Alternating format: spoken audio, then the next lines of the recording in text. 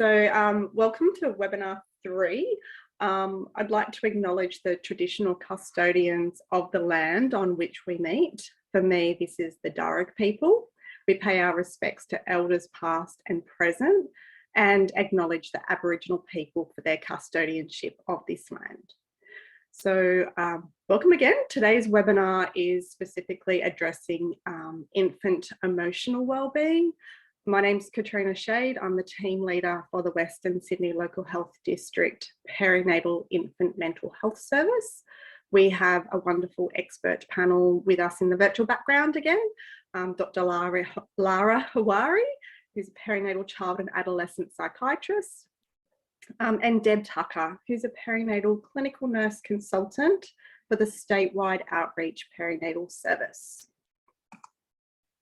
I'll start off with a few key points. This webinar is being recorded. The information presented today is designed for general public education. It's generalised. Please think about this information for yourself and in relation to your friends and family that may be parenting a new baby or infant. Through the webinar series, we hope to increase your understanding of mental health, and today about infant mental health from birth that shapes the future development of our children. Please feel welcome to take photos of the slides. We really encourage you to do that for your own resources. We have enabled the chat function in the Zoom session for you to ask questions to the panel. So they'll respond throughout the webinar and in our chat session. So today we're going to have a bit of a chat halfway through and at the end as well. If we have any healthcare workers in the attendees today, feel welcome to post your comments about your experiences and we'll try to share. But if any of this presentation has raised some concerns for you, we encourage you to seek support, and there'll be slides at the end of the presentation as well as resources. So we're doing this webinar series in partnership with Gidget Foundation Australia. Unfortunately, they couldn't be here this morning, so I'm just going to introduce Gidget on their behalf. So Gidget Foundation Australia was founded as a legacy to a young, vibrant mother who tragically took her own life while experiencing unrecognised postnatal depression. Gidget's family and friends created this foundation to raise awareness of perinatal depression and anxiety and provide support for those in need.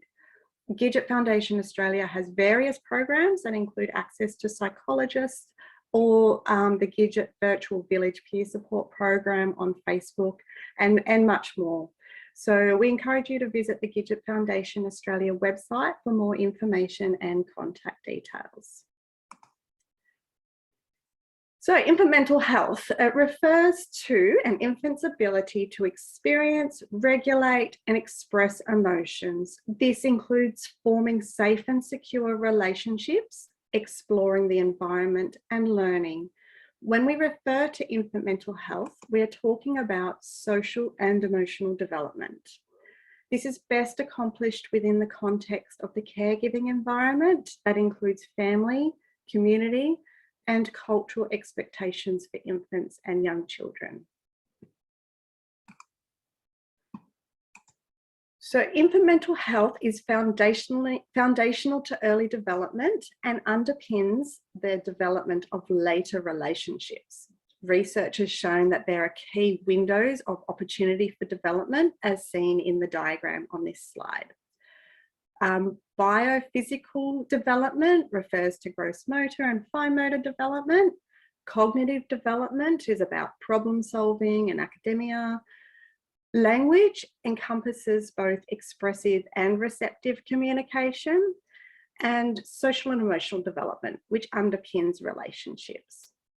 There is a high risk of adverse long-term outcomes for infants who are not able to establish a trusting and secure relationship with a caregiver. Developmental milestones are a guide to standard developmental expectations. There are various reasons for developmental milestones to be achieved outside of these timeframes, but it's important to have a conversation with your child and family health nurse, GP or paediatrician if your child is not developing according to the milestones. And your baby's blue book is a great reference for this. In the first few weeks, babies are waking up to the world, they're making eye contact and studying facial expressions. By 4 weeks, your baby is starting to track an object, starting to focusing on a face has improved. By 6 weeks, your baby will interact more with vocalization, eye contact, and smiling. At about 2 months, your baby can lift their head when lying on their tummy and can briefly calm themselves, such as bringing their hand to their mouth and sucking on their hand. At 3 to 4 months, your baby will initiate interactions more, reach for objects, laugh, and can hold their head up. 6 months, your baby likes to play with people, especially familiar people, knows familiar faces, and makes sounds to show joy or displeasure, and can roll over. 7 months, maybe sitting up, maybe starting to rock back and forth or looking at crawling. At 9 months, they may be pulling themselves up to stand and start to recognize emotions and experience separation anxiety.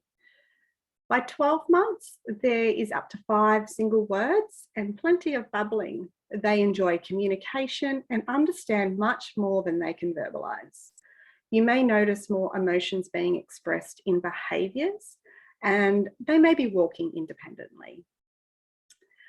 At 18 months, your toddler will point to show you something they are interested in, have a vocabulary of about 15 to 20 single clear words, and they thrive from structure and routine. They are developing individually and will explore alone with a parent close by. So at 2 years, your toddler likes to help. They build with blocks, engage more in complex side-by-side play. And their vocabulary is at about 50 to 200 words, and they're speaking, usually you get 2-word sentences, 2 words together. At 2.5 years, your toddler may alternate between clinginess and independence. And at 3 years, they can throw a ball, speak clearly, have a conversation. And you might hear the word why from your preschooler very frequently about this time. So that's just an overview of development in different ages and stages. And obviously there's a lot more to each of these. So Erikson is a theorist who proposed a model called the stages of psychosocial development.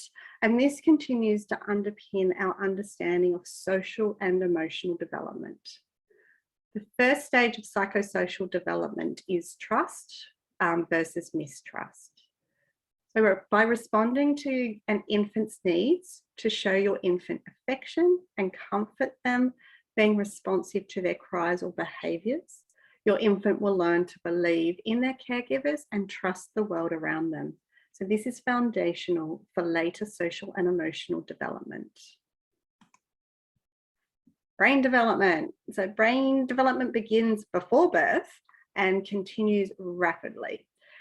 This diagram depicts that some brain pathways have already started at birth, but then there's a massive period of growth with the brain that's 80% developed by the age of 3 and 90% by the age of 5. And this speaks to the critical period of development for the first 2,000 days of life for optimal and foundational brain development. The last rectangle in the image depicts some later brain development of what we call pruning. This is fascinating for us that love the science of brain development, but unfortunately a bit much to go into today. Some of the resources at the end will be able to provide you with a bit more information there. And we love the saying, neurons that fire together, wire together. And this is around just practicing things to get it right.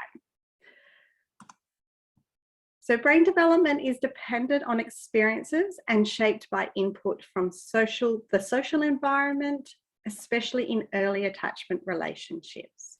Infant brain development occurs in the context of relationships, and emotion, not cognition, drives development. So the development of social emotional capacity steers the development of more complex thinking processes and problem-solving development later. Infant stress. So there's different types of stress that have an impact on brain architecture. So positive stress is a moderate and short-lived stress, such as when a caregiver leaves the room really briefly, say a quick bathroom trip, that's very much needed.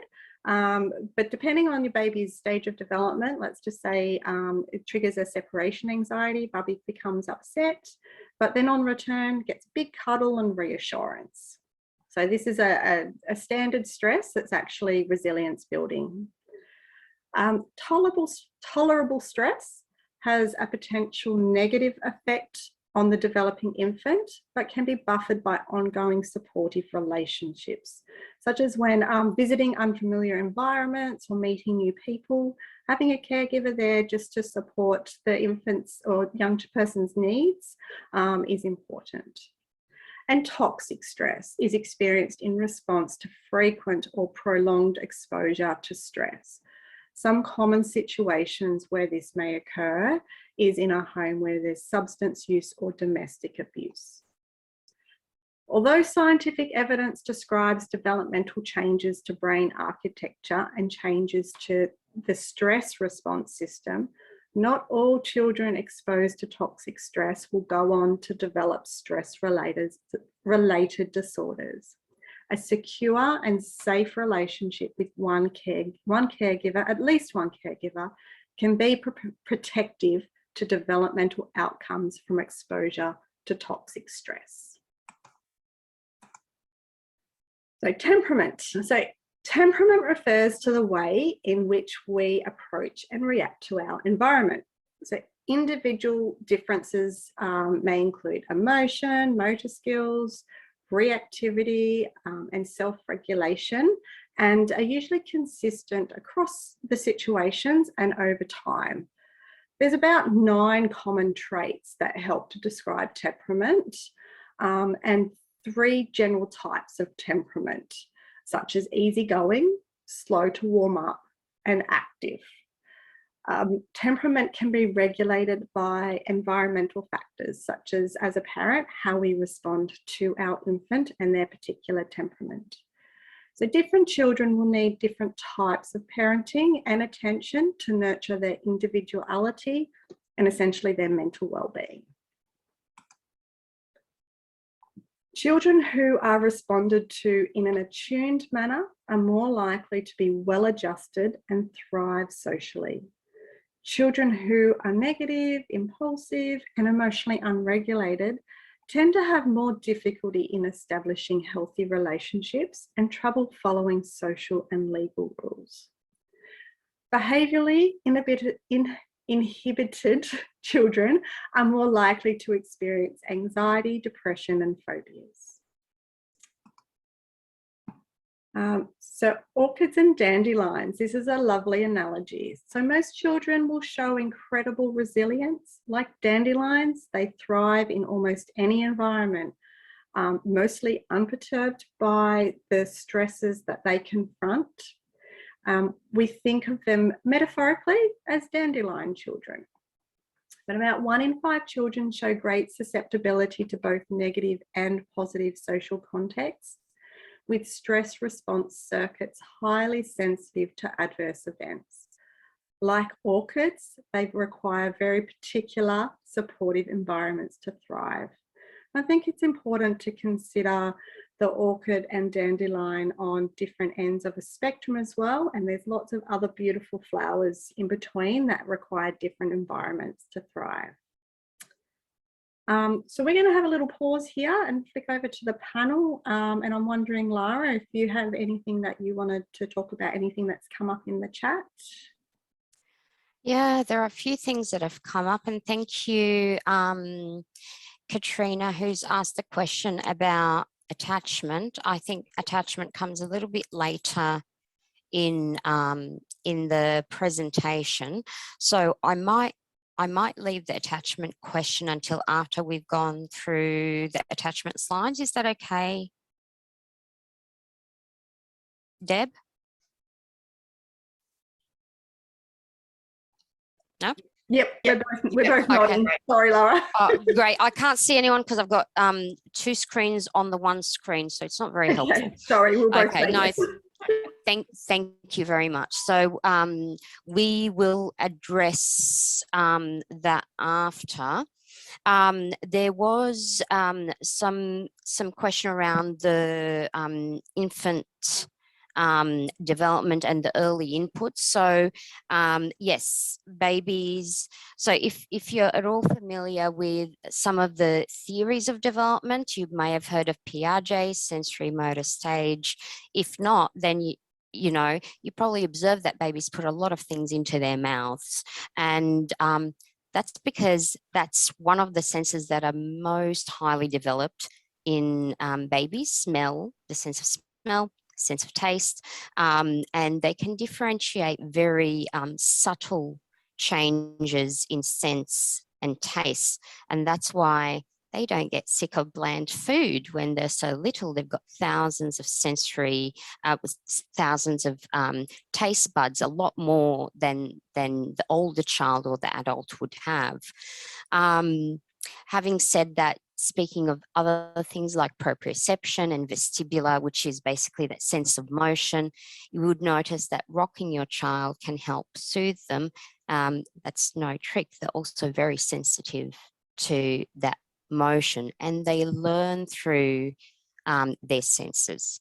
So in that early infancy, a lot of their later development, so their cognitive development, their ability to attend to tasks, problem solve, etc., is predicated on that early sensory learning, followed by the emotional learning that comes through what we'll talk about later, which is the attachment relationship. Critical and sensitive periods. So the graph that was on a little bit earlier that shows the stages during which certain parts of a child's brain develop very much correlate to periods of time where they need certain exposures or inputs. Brain development in all of us is dependent upon experience. There is no child without another. There is no infant brain without another brain. And that's how they all develop. And so all that talk about neurogenesis, forming synapses and pruning. So pruning is almost like when you're pruning the tree and you're cutting off all the bits that are a bit redundant. That's exactly what happens. And a lot of this is happening very early on. About 80% of the human brain is completely done and dusted by age 3. And then another 10% on top of that by age 5.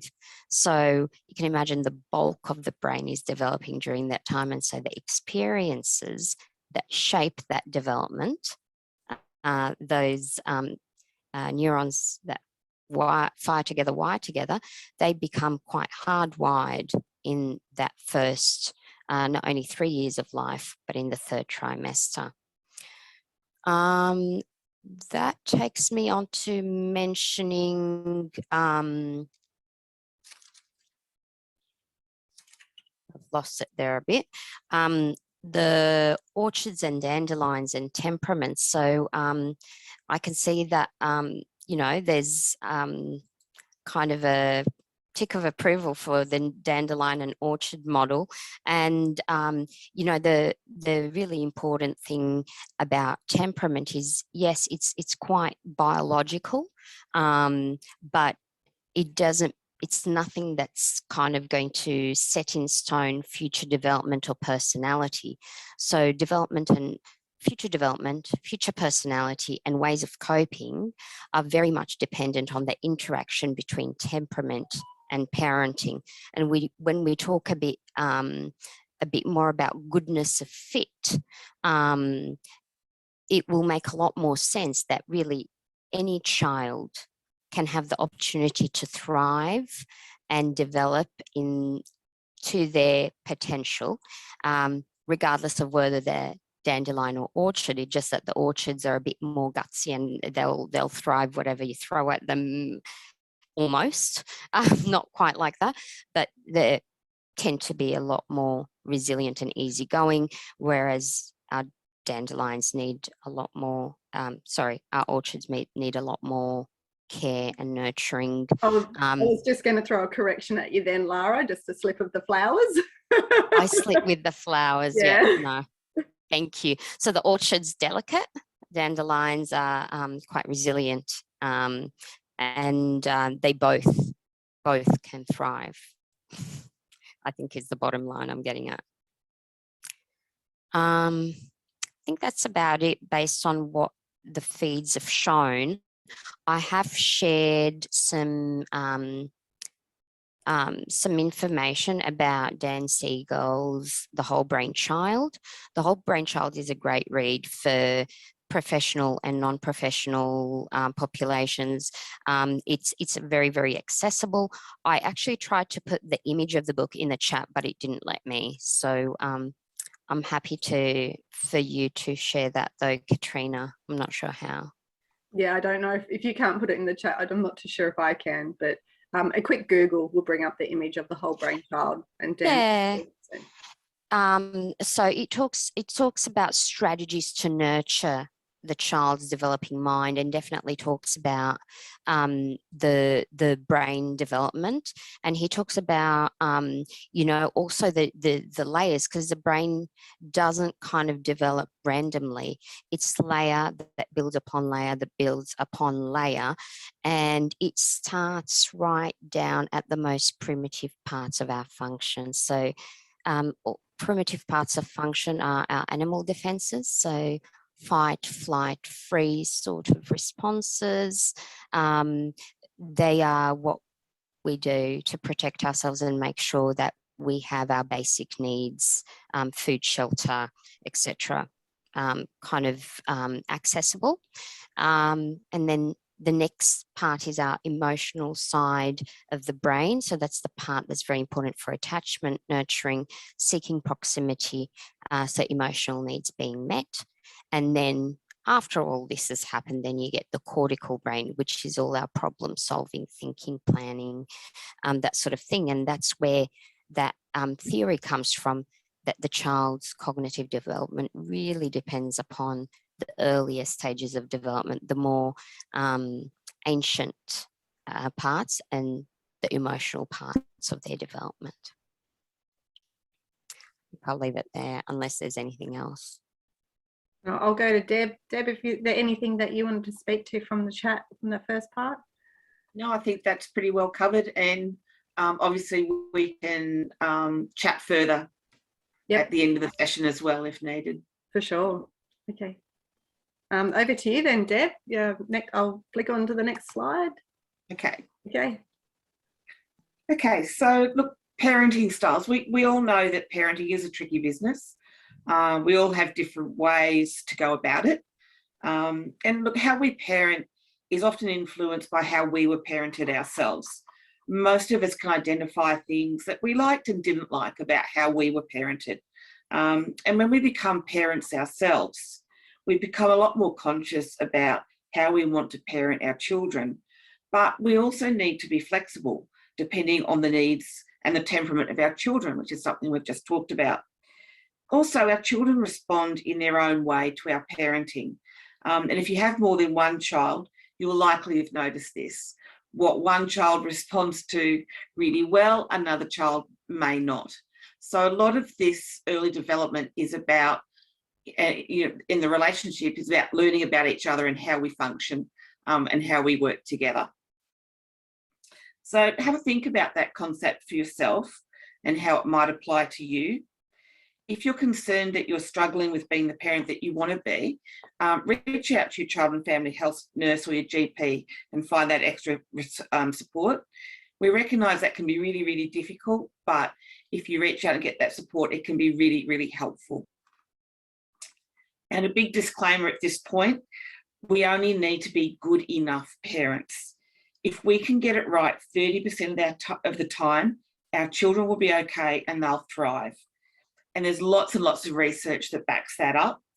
there is no such thing as a perfect parent, and that includes me.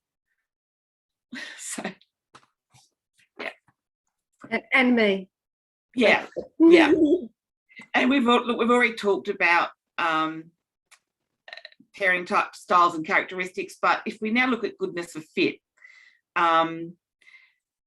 we also need to think about not only the parenting styles and the infant temperament, but about the effect of different situations in the environment. So goodness of fit is the degree to which an individual's temperament is compatible with the demands and expectations of his or her social environment. And parents can actually modulate an infant's temperament by the way they influence the environment. For example, if you're in a really noisy shopping centre, that might be really unsettling for your infant. So the parent could take the infant to the parent's room or a quieter place to settle.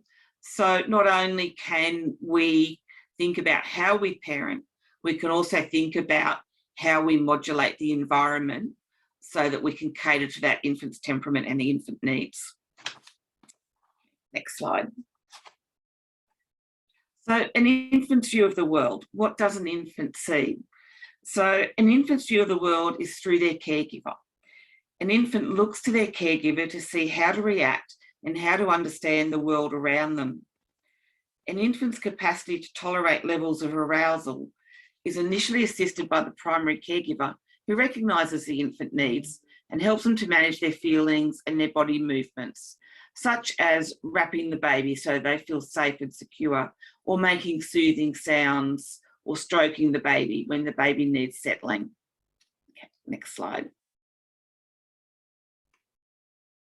So John Bowlby is one of the primary developers of attachment theory, and he said, intimate attachments to other human beings are the hub around which a person's life revolves, not only as an infant or a toddler or a school child, but throughout adolescence and the years of maturity as well, and on into old age. From these intimate attachments, a person draws strength and enjoyment of life, and through what he or she contributes, gives strength and enjoyment to others. These are matters which current science and traditional wisdom are at one. So if we now look at a little bit about what is attachment. So attachment, we understand as the deep emotional bond between a baby and the person who provides most of their care. Attachment involves two people interacting, sharing, and connecting. As you respond to your baby's needs, your baby will subsequently respond to you. An attachment develops as you respond to your baby's needs in warm, sensitive, and consistent ways. And consistency is particularly important because that's what helps the infant to feel safe. And I think, in years past, there have been times when people have used things like controlled crying to manage babies' behaviour. But we now know that that's not such a great idea. And that concept that, you're spoiling a baby if you're spending too much time holding them or caressing them, babies can't actually be spoiled. So if they're seeking attention, it's because that's what they actually need at that time. So yes, we cannot spoil a baby. And over time, you'll notice that it becomes easier to soothe the baby and they begin to seek you out. So things like holding, rocking, or talking to your baby promotes that healthy attachment as part of an ongoing relationship. And now if we look at why is attachment important? So secure or healthy attachment is the foundation that supports children to explore the world and provides a safe place to come back to. Attachment is the first way that babies learn to organise their feelings and their actions by looking to the person who provides them with care and comfort. Healthy attachments help children learn to handle tricky situations as they grow older. So there's times when they start to separate from the family, when they go to childcare or start school, and cooperating with other children, developing that sense of self-control and self-identity.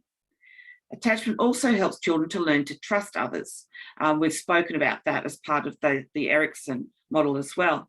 And it's a necessary part of developing relationships later in life. So this is all about setting them up for the future. This is a slide from the Circle of Security, which you may or may not have heard about. And what that really shows us is that by being that safe, secure base for a baby, our infants can then feel comfortable enough to go out and explore and learn about the world. If they're not feeling safe and secure, they're going to be less likely to actually go out and explore and learn. So providing that safe base for that child, when they know they can come back to you and seek comfort and reassurance and feel settled again, it actually promotes them to go out and learn. So that's what we're really seeking when you're a parent, is to be that safe and secure base. So if we have a look at secure attachment, how do we know that there's a secure attachment? There are a lot of ways, but some of the things you might notice are things like by about 4 weeks, your baby will start to be responding to your smile, perhaps with some eye contact, a facial expression or movement. By about 3 months, they're probably smiling back at you. They're starting to engage in some play and some turn taking as well. By about 4 to 6 months, they're going to be looking at you and expecting you to respond when they're upset, to help them feel secure and help them to manage their emotions. And that's part of their learning in their environment. From 7 months, you might notice that that attachment behaviour is actually seen as them responding negatively to separation. So separation anxiety or stranger anxiety. And that's a really normal part of development. So a little bit about attachment styles as well. Most attachment styles are secure, but about 35% are insecure.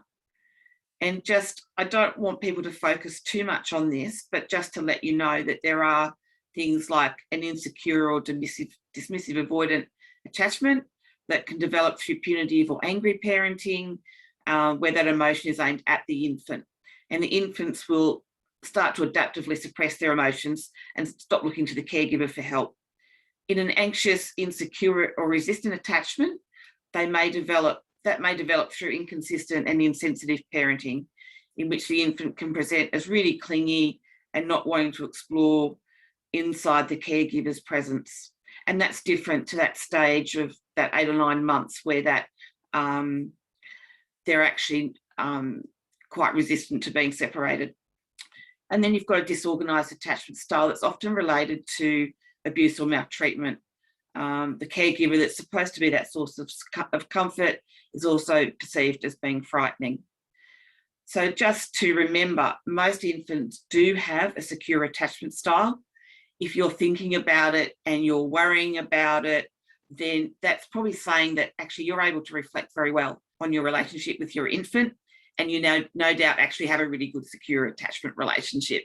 So if you're worried about it, there's probably actually nothing to worry about, if that makes sense. So remembering again too that you only need to be responsive about 30% of the time for your infant to have a good strong secure attachment relationship. So I think one of the questions that sort of come up has been about, what does my baby need from me to form that secure attachment relationship? So if I'm a baby, what I want from you is for you to watch for my cues. I want you to respond to my distress, help me to manage my emotions and regulate my arousal. I really want you to wonder about what I'm thinking and feeling. I want you to help me feel safe and protected. I want you to encourage me to explore and to learn. And I also would like patterned repetition. So infants often learn through repeating sequences of events. So for example, by about 3 or 4 months, they can predict that there's a breastfeed when they see mum lifting her shirt. So that repetition is part of that feeling safe and secure and knowing what to expect. So if you have a little bit of a look at infant cues, because we've said that, one of the things a baby needs is for you to recognise their cues. So some of the things you might notice your baby cueing you about, firstly is seeking attention. So they might do that through making eye contact with you. When they get a little bit older, that 3 to 4 months, they're smiling at you, to get your attention. They might be reaching out to touch your face. They're generally got quite smooth, relaxed movements. They might be turning their head towards you. They might hold up their hands. They might verbalize. They might be making cooing sounds. They might be squealing. They might be reaching out. And their eyes are quite often bright and wide. And we know that babies in the early days, because they don't have that ability to vocalize yet, will primarily communicate with their eyes. So eye contact is really important in those early days. Something else they might do is let you know that they're sleepy or they're tired. And that could be through yawning, rubbing their eyes, pulling their ears, fluttering their eyelids, looking away, jerking their arms or legs, and of course the big one, crying. For older babies, what you might notice is that they're grizzling, they're crying, they're seeking your attention. And what we really want is to recognise these signs fairly early and to prepare the baby for sleep before they get to the point of being overtired. And when they're overtired, what you might see is that they're arching their backs, they're crying louder, more frequently. It might be quite a bright, piercing cry. And what they're saying is, I need help to settle. I'm overstimulated. I need to settle and go to sleep. So the other cue that you might notice is when they're saying, I need a break, or I need to change my activity. And so that might be indicated by turning their head away. They might be crying, they might be squirming, they might be arching their back and going, no, this isn't what I want right now.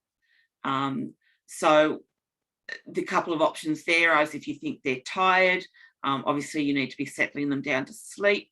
If they're wanting to change their activity, they're bored or they've had enough with what they're doing, you can try putting them on the floor and playing with them, or getting a different toy and seeing if that's something that they would prefer.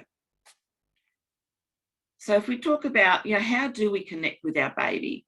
What can we do to promote that attachment and to facilitate that relationship? So the biggest things you can do are really to spend time with your baby. So holding your baby, making sure you've got that really good eye contact. So when you're talking to them or playing with them, make sure they can see your face. Make sure that they can see your eyes and that you can have that really good to and fro with them. Babies love to hear your voice, so talk to them, smile at them, mimic. You'll notice, a lot of babies, poking the tongue in and out. You take turns doing that. They think that's great. As they get a little bit older, you might be doing things like peekaboo. Babies are very good mimickers. They're very good at mimicking expressions and motor as their coordination improves. So mimicking is a really good one. Playing with them. Infant massage is really, really good. It's a wonderful way to spend time with your baby, getting to know your baby, and having that real primal connection. Bath time's a fantastic time to spend with your baby and really sort of get their attention. And reading right from birth. That's something that babies love as well. And singing, even if you can't sing, because I certainly can't. Ask my daughter. But babies love to be sung to as well. So, there's a reason that we've always sung lullabies to baby at bedtime, things like that. It's something they really enjoy. And to hear your voice going up and down is something that's actually quite soothing for them. One of the things you'll notice as you spend more time with your baby is that serve and return, as we call it. So that turn taking, where, and mimicking is a good example of that, where you take turns and follow each other's lead. If you feel that your baby wants to feed all the time, particularly in the early days, you're probably right. Early on, babies tend to feed every 2 to 4 hours. So if they're asking for a feed, if they're asking for attention, then that's what they need, and that's crucial for them at that time. Most babies establish a pattern of sort of random feed times, if you like, or irregular timed feedings in the first few weeks. But gradually over time, they learn to do most of their feeds during the day and less at night. So it does get easier. Even though it can be very difficult, this is what they need to start with. So a calm and happy feeding time is also a great opportunity for you to bond with your baby and build that warm and trusting relationship or attachment. So don't be sitting there breastfeeding your baby and on your phone. You need to spend that time actually with your baby and enjoy it, because it's a lovely time. Okay. So some people occasionally feel, they're getting a little bit frustrated with the baby and say, look, my baby's just really trying to annoy me right now. Babies don't deliberately annoy us. They don't have that thought process to be able to say, I really want to annoy my mum or dad right now. So they're not trying to annoy us. If they're unsettled, they're letting you know they need something. They might need some help to regulate. They might be uncomfortable. They might be tired. So have a look at their cues and think about, what are they asking for right now that I need to do for them? And it can be very distressing if your baby's been crying for quite a while. They're getting louder, they're not settling. It can be really distressing for us as well. So it's really important we take note of how we're feeling. If you're in a really, really distressed state, you may not be able to settle your baby.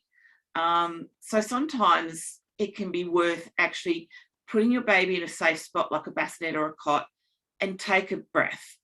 Take a minute or two to walk out of the room, grab a glass of water, settle yourself, and then come back so that you're in a state where you're regulated, and then you can help your baby to regulate. And that's fine. Make sure they're safe, obviously. If you think you need a longer time out, that it's all getting really, really too much, reach out to another responsible adult who can lend a hand and be around to respond to the baby, so you can have a little bit longer break so that you can settle. There's nothing worse than trying to settle an upset baby if you're unsettled as well. Okay. So just a little note about the experience of mental health for the infant. So infants are really, really attuned to their caregivers, and they do notice when things are not okay. If a caregiver is anxious, the baby can also become quite anxious. And if a caregiver is depressed, they often end up being less responsive to the infant. Their face is less animated. There's going to be less of that serve and return behaviour. And because the infant's not getting a response, they can then start to interact less as well. In both those instances, there is an increased risk of the infant also developing mental health issues later in life. So the best way to reduce that impact on that infant is to get help and to get it early. So treatment with medication or therapy can be really helpful. If you're thinking you are becoming unwell, get that help early, because we know that a well mum is a well baby. So the best thing we can do is look after ourselves. Okay. So just a couple of notes, I guess, on parenting in the times of COVID. We've already just talked a little bit about self-care, and it is really important. As we just said, if you're not well, your baby's not going to be well. So even though you think it might be a little bit selfish to be spending some time on yourself, it's actually a really, really good thing to do for both yourself and your baby. So self-care is really, really important.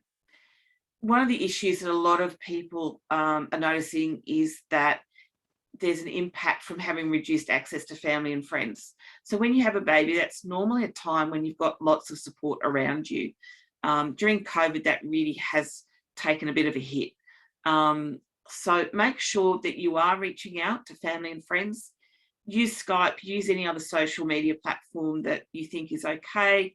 And make sure that you're not feeling too isolated. Most people are pretty savvy now on the social media sites, so certainly use those if you can.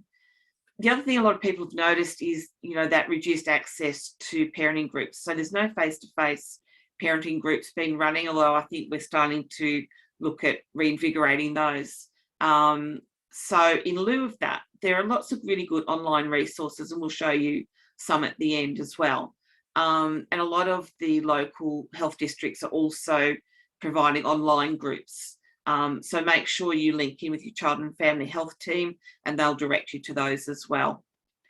One of the things I think for the babies we need to think about is our ability to go different places and provide that stimulation for the baby and those different experiences that they would normally have. So this is where I guess we need to be a little bit more creative about making sure that we provide adequate stimulation for our babies for their growth and development. So thinking a bit more outside the box in terms of activities you can do with them. Perhaps, spending more time in the garden rather than, getting out too far that, like we normally would, and making sure you're still getting out with the pram. Babies thrive on seeing different things. They thrive on seeing, things like butterflies, leaves, any of those sorts of things. So, think about how can I stimulate my baby, given that I can't go to all the places and see all the people we normally would be doing. I think, partner relationships are always a little bit fraught at this time in our lives, but making sure we keep that really good communication, especially when we're all under stress in COVID. We're spending more time cooped up at home, particularly if you've got a new baby. It's really important that we support each other as partners, and that we're talking about how we're feeling and how we can thrive ourselves in a COVID environment. And I think just recognising that there is more stress at the moment, and that's the same for everybody, but how we manage that is really important. And we do that by making sure we stay in touch with people and doing that self-care. And I think we also need to think about, now that restrictions are easing a little bit, this is a new world for the infant. So all of a sudden there's a whole pile more people. We're going different places. We're going to noisy places, which we're not used to from the infant's perspective. All of a sudden we're going to shopping centres that are noisy. We might be going, other places, parks that are all of a sudden a lot noisier than they were. So just to be mindful of that and not to overwhelm the infant too quickly. So, maybe you meet up with a couple of relatives rather than 30 in one go, that sort of thing. So just to be a little bit mindful about that as well. So there's some really good parenting programs out there. Some of them you can access through your local child and family health service. Some you can access from places like Resourcing Parents. So there's some really good ones that are out there are 123 Magic and Emotion Coaching, Tuning Into Kids, Circle of Security Parenting, Triple P, Bringing Up Great Kids, Bringing Baby Home. And also there's some really good culturally specific programs and Aboriginal programs and resources that you can access. A lot of these programs are face-to-face, so they will be starting up again shortly, hopefully. Some you can do online or other ways as well.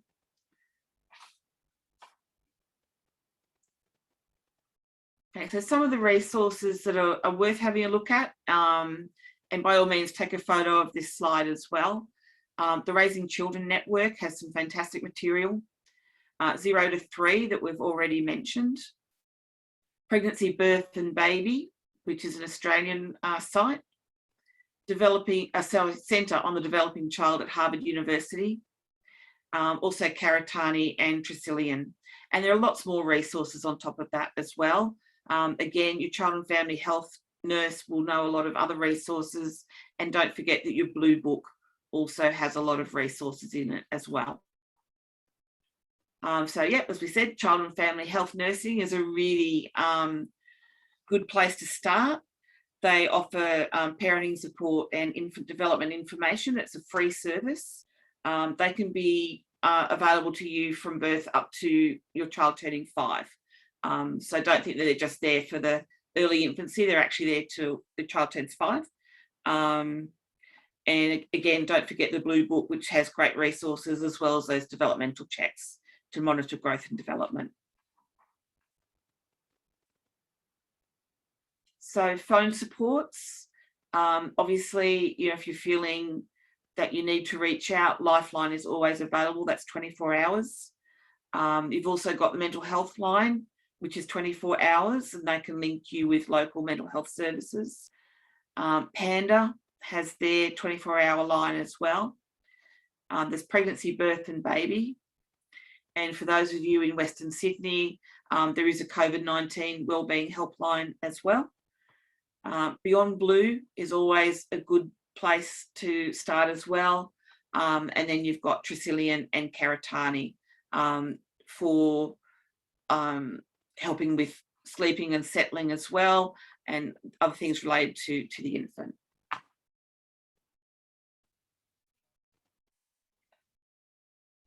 Okay, so I'll throw over to the panel and we'll look at some of the questions that you've been putting in. Thank you. Thanks, Deb. That was awesome. So yeah, really appreciate it. Sorry, I thought there was one more slide. And I think I'll just go back to, if I can do this, go back. I might just leave it on this one, and then I'll go back another slide as well, just to leave them up for people while we have a bit of a chat. Lara, you've been doing most of the monitoring in the chat. Can I hand over to you for a moment to address a few things? Absolutely. So look, I'll start with, so the question's back on promoting secure attachment. And sorry, Lara, to interrupt. Your microphone just went traveling up. There we go. Awesome. So thank you very much for the questions, all of them. And the questions with regards to secure attachment, it's a really important one, and we only need to be good enough. And good enough is 30% of the time being accessible, available, and there to assist our little one in gaining that mastery of control over their nervous system. Now, what that means is when they're crying and fussing about and they don't know what to do, we hold them, we rock them, we settle them, and that's an external kind of settling or regulation for baby.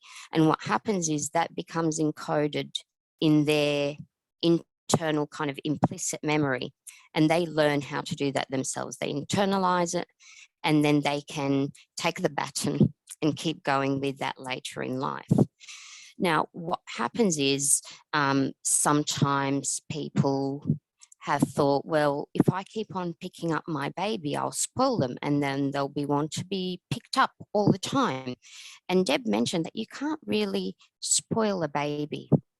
They don't actually have that higher function prefrontal cortex actually operating at that level yet. They're not going to form some sort of grand plan to make sure that you pick them up all the time. What they're actually doing is they are signaling, I'm distressed right now and I don't know what to do about it. Can you help me? And by helping them time after time after time, you create that expectation that things are going to be okay. It could be horrible right now for me, but you know what? It's going to be okay. I know it will be okay because it always is.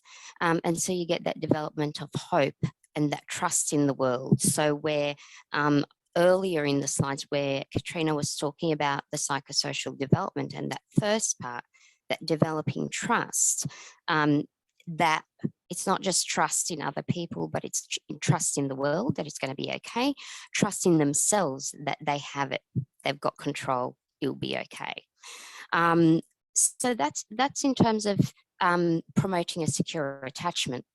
Now, something that can get in the way, which was mentioned, is perhaps if there is too much external stimuli.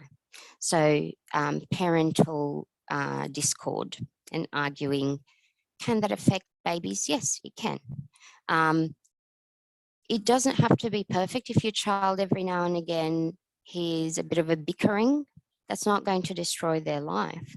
But if it's consistent, if it's severe, and if it particularly becomes really loud or physical, that can be incredibly harmful.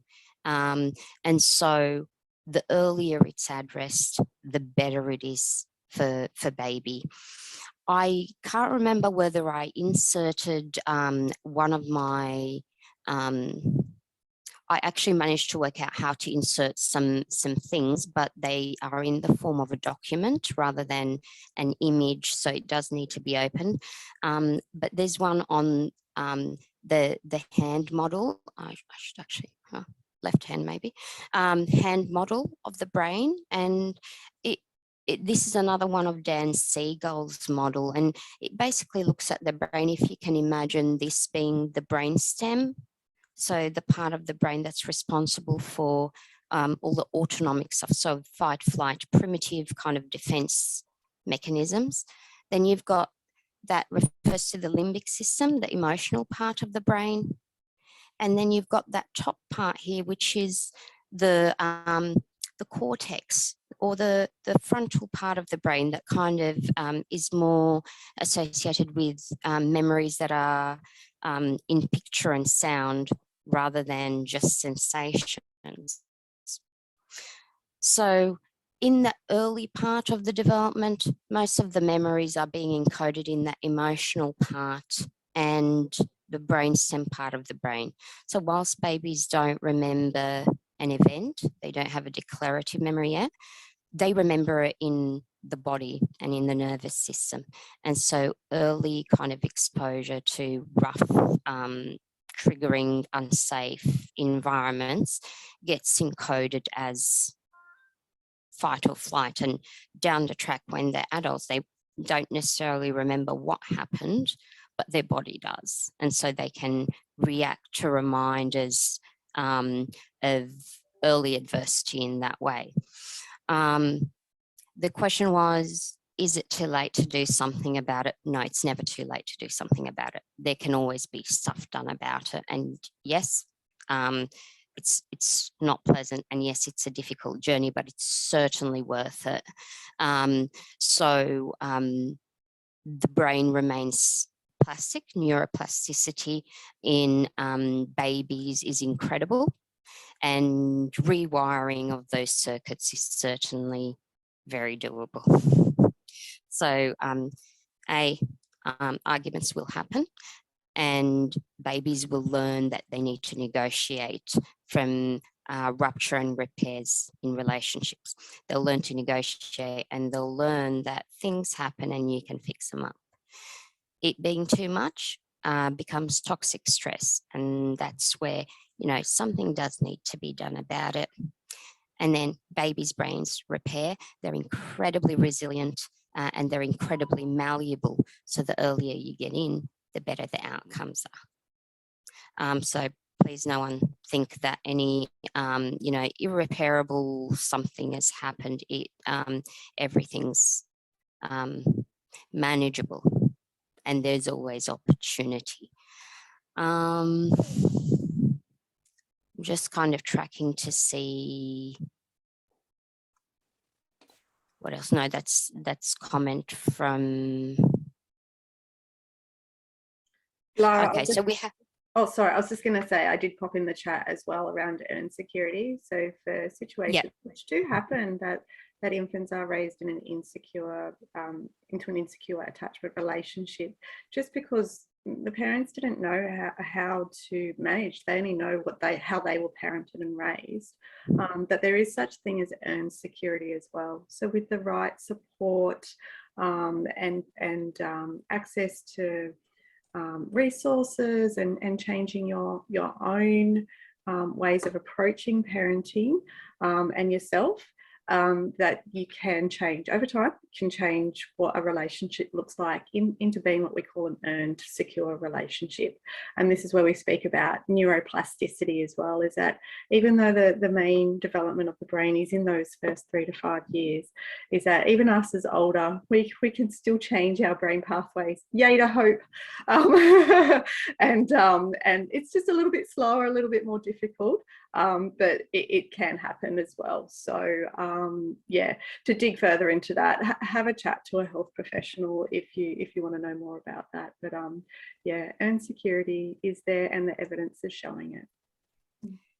I had a lovely message from Sinead about the serve and return concept, and I've just noticed that she put in a link, so I've just added it in for everybody, and it's got a very young lady, a 7-year-old young lady, talking about the concept of serve and return. I think that's gorgeous. I'm going to watch it, but the thing about serve and return is I put it up earlier in the chat. It's that concept of proto-conversation, and proto-conversation is the earliest sort of conversation that a baby will have.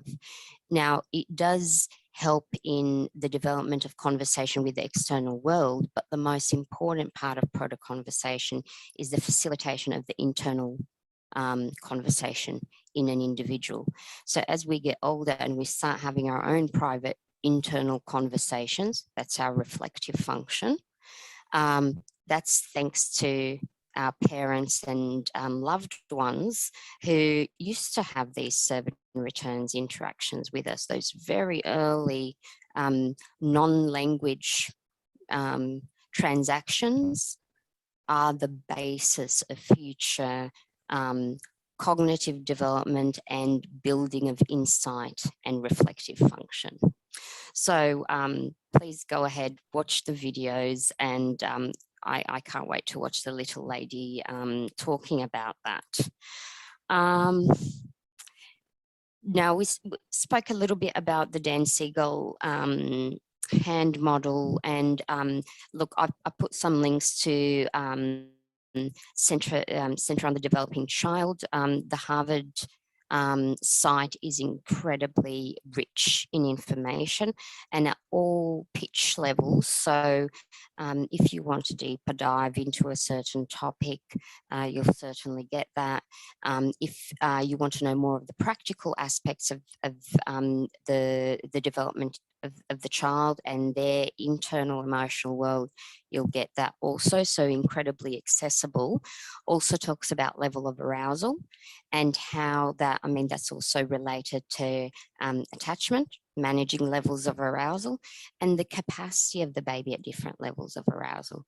Your baby's not going to want to play with you when they're very distressed. They don't have that part of the brain active at that point in time. Or if they're incredibly tired, overtired, again, they're not interested in that. So if you try to play with them, their level of arousal is way down here and you're up here, they're going to not be very impressed.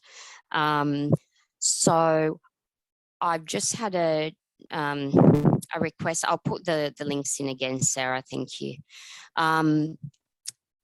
Deb had the baby cues on, and I think one of our attendees was wondering about access to that. Katie, thanks for that. And I did mention that we would have the slides made available, but I think I'll throw that back to you, Katrina, because I don't know what happens on the practical side of that. I actually stole those images off Raising Children Network, so they have all that available on their site, and there are lots of other resources available, various places on the internet about how to look at baby cues, and again, child and family health nurses probably have access to all of that as well.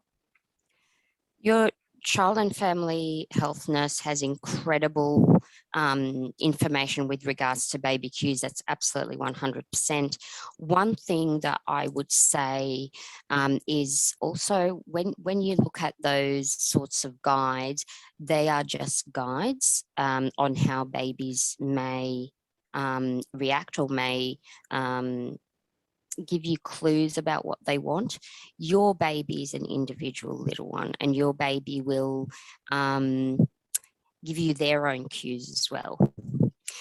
So over time, you actually become more and more accustomed to what your baby wants and how they go about communicating it to you.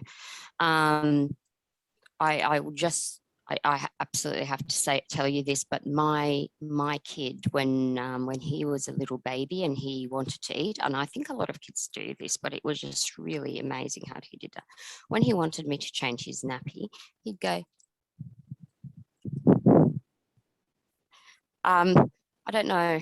I picked that up after a while, and then I realised that meant he wanted to change his nappy. He didn't cry, didn't fuss, he just, no, okay, I know it's time for a nappy change. But some cues aren't quite as quiet or friendly. Know that when your baby cries, that's really the only way they have to get your attention and let you know that they need you to do something now, because they need it done now. And that's often the way I explain attachment. Attachment is a relationship. And when you first meet somebody, you don't know everything about them. You learn about them as that relationship develops and deepens. And it's the same with a baby, you know, and I think this concept of, you know, if I don't feel this amazing bond with my baby the second they're born, there's something wrong with me, needs to be abandoned, essentially, because for some people that's true. But for a lot of people, it's about learning to know their baby and develop that relationship, and those feelings of bonding and attachment come as that relationship intensifies. So I think if you're one of those people that goes, oh my God, you know, I didn't have that son, you know, love with my baby, you're not alone. And I think that's what we need to remember, that babies develop in the context of a relationship. Relationships don't just happen, they form over time. Absolutely. And I just noticed some more messages from Katie. Thanks for fielding that, Katrina. With regards to further resources on parent-infant interactions, I think we had some slides on the different parenting programs that are available. That's generally for everyone. But perhaps if we can send out specific, like a list of what is around. Yeah, and in yeah. PIMS, in perinatal infant mental health, we do provide that. We work with the primary caregiver who has more of a severe mental illness, and in the context of that relationship, so many women don't fit our criteria, and we just don't have the resources and capacity, but there are others. But starting with like a perinatal psychologist or service, such as the Gidget Foundation, Raphael Centre, which is through St. John of God. There's some, or private, if doing a search for a private perinatal psychologist is a good place to start. It just depends on what specifically that psychologist offers in the way of their therapy, according to the the family's needs as well. But yeah, I'll talk to Katie later as well. So thanks. And can I just note to Child and Family, and thanks for the comment as well. Due to COVID, Child and Family are running on less resource at the moment, and it is really challenging in that space. However, the service is still there to access, and fingers crossed that as the pandemic is settling a little bit, it doesn't look normal yet, but things will be reopening up, fingers crossed, in the near future. So I would still encourage anyone that is struggling, and you know, you can try and find some resources yourself through what we shared, but please to reach out to the services that are available. And if it's more urgent, that's when we step up the acuity through something like the mental health line or Panda, in terms of your well-being. Otherwise, yeah, we just need to be a little bit patient with our waiting lists at the moment, because I tell you what, in psychology and mental health, they're there. And I'll also just speak to the recording. So the recordings from today's webinar and the previous ones, I'm still doing a little bit of editing, and they're large files, but the plan is that that I'm going to get them to Gidget, and Gidget are going to upload them onto their YouTube site, and then we're going to share the links to the YouTube site. That's in terms of a large file and trying to get it out, that's the pathway that we're aiming for. So hopefully in the next week or two, watch this space. If you've registered, I mean, obviously you're here, so you've registered for this event. We have your email address, which is fantastic. So I plan to go back and email all of you that link when we have it. I hope that's okay.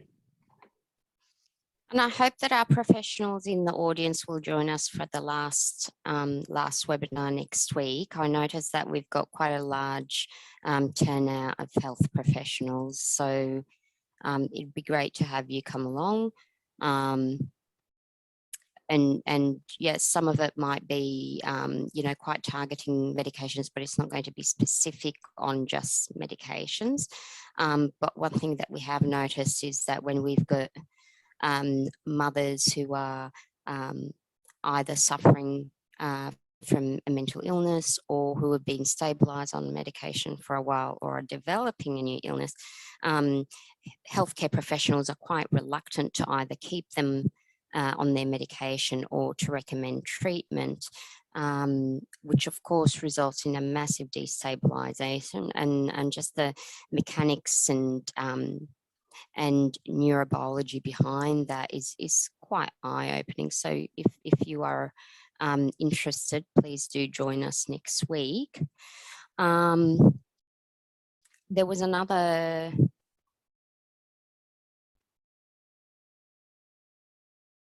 Sorry, Lara, I accidentally muted you. That was an accident. I'm so sorry. I'm not repeating what I just said. No, I'm kidding. The next thing I said was, we've had a question about the Gidget Facebook page. If we could add that in the chat, that'd be great, Katrina. Yep, and I was also, yes, I'll send out, sorry, just a few things that are coming through. I'll send out the invite. The health professional networks will receive the invite for next week's webinar, so I'll make sure that's circulated. The Gidget Facebook page, yes. So what I might do is, as we finish up the webinar now, I'm just going to stay on for a little bit and figure out to share the link, because it's kind of talking and trying to do things at the same time. I'll start saying funny things. So I'll do that. Also, Lara, there was the link to the Dan Siegel information is right back further in the chat. I just tried to do a quick share and copy again, just to bring it forward. Someone has asked for it. Are you able just to do that one and bring I'll do that. Yeah. Has everybody got the fourth trimester? No? Okay. I'm trying to work out how to do this, sorry. I'm going to add it back. I know what you're talking. So the Dan Siegel hand model, is that the one? Let me just have a quick look in the chat.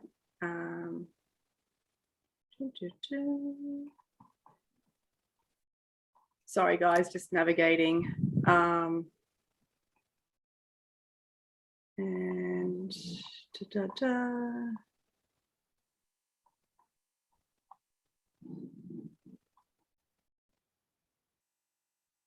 And yes, Candice, of course, we'll add you. Just give me a call.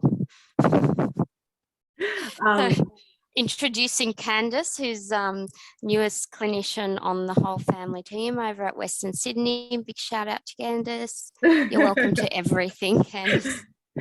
Nice. Yeah, so links for Dan Siegel and the Harvard info. So actually, I put the Harvard again. So the Harvard, I did put again. I'll just add the Dan Siegel. It's going to be the hand model for the Dan Siegel, and I'll give you further information, maybe Katrina, to mail out to participants. Yeah, happy to do that. Yeah. Okay. The developing child at Harvard, I can never say the words right, Centre of the Developing Child at Harvard University. The website's actually on the screen at the moment. which is awesome. And 0 to 3 is another fantastic website just to kind of consolidate. In fact, we use that as a resource for what we've spoken to today. So that's also on the screen at the moment.